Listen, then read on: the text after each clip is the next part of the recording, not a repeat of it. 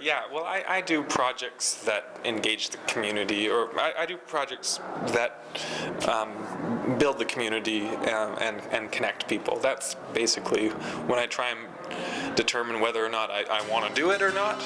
I go, well, A, will it help our community, and B, is it fun, and C, is it going to bring people together?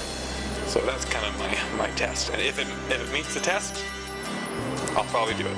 You know, I grew up here, actually just 15 minutes out of town, and growing up, you wouldn't know it, but I think like a lot of people who grow up here, you think that the most important thing to do is to leave town.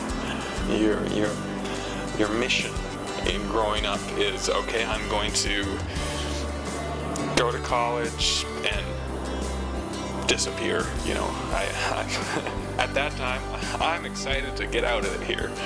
And I was actually really lucky. I found something that was interesting to me immediately, and I pursued it. So when I was quite young, I started working with music, and I bought some home recording stuff off the internet and played around with that, and just really started getting into music, and disappeared and went to music school or recording school, and pursued that as much as I could, and then I ran out of money. At that time, I was hearing about this pub in Fort St. John that a couple of the musician friends that I knew in Kelowna were coming down to play. It was, they said, well, there's this pub there that they're hiring live music and it's really awesome, and I didn't believe it. I'm like, what are you? No, I'm from there. You're getting this wrong. Fort St. John, BC, we're talking about, and they said, yeah, no, look, I was just there, there's this pub, it's happening, it's cool. There's music in Fort St. John. Yeah, okay. So I moved back to Fort St. John, not really knowing what's gonna happen. I end up getting a job doing sound at this pub. They needed a sound person, they heard about me, and I said, yep, sure. And then suddenly, it was the most incredible thing. There was, they were bringing in these bands. Like, I didn't believe it, but they were bringing in these bands that were just, it was like the Trews and Danko Jones and Matt Mays and just all of these cool bands were coming and playing at this pub, and I was amazed. I was doing sound for these guys. I was thinking, this opportunity doesn't exist. This wasn't happening. Opportunities here for music were happening that weren't happening in the bigger centers for me, or for really the rest of the community. So it was this unique opportunity, this unique thing happening. But there was still a problem at that time. These great bands were coming through, but nobody knew about it. So, like, you'd have, I don't know, a great band coming through, and the attendance wouldn't be, and you'd tell somebody about it, and they'd be like, oh, some band, what, were they, you know, were they any good? You know, or they'd assume that it was the kind of band that was, oh yeah, there's also a band playing at the Condell, you know? There's lots of people who still haven't really pursued their interests and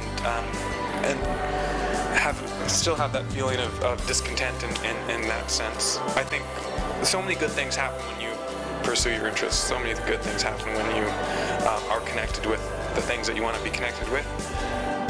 And part of the challenge is finding people that have the same interests as you, finding a community that you can relate to, just, I don't know, finding your people in whatever interest that is. The expectation, and a lot of people's expectations still, you move into town, and you go, oh, well, I bet there's nothing to do in this small town. That was my expectation. That was, when I moved back into town, that's what I expected, that there'd be nothing here. So I know that feeling, but now that I know better, I'm one of the converted. As you talk with anybody who's lived here a little while, they'll tell you the same thing. It's the best kept secret in Fort St. John.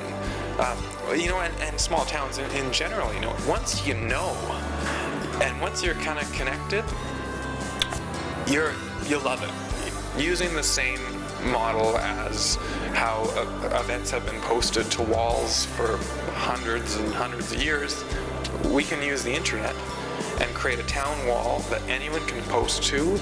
It's free. You can post under any interest, and it stays on there forever, so you don't have to worry about somebody else posting over top of your thing.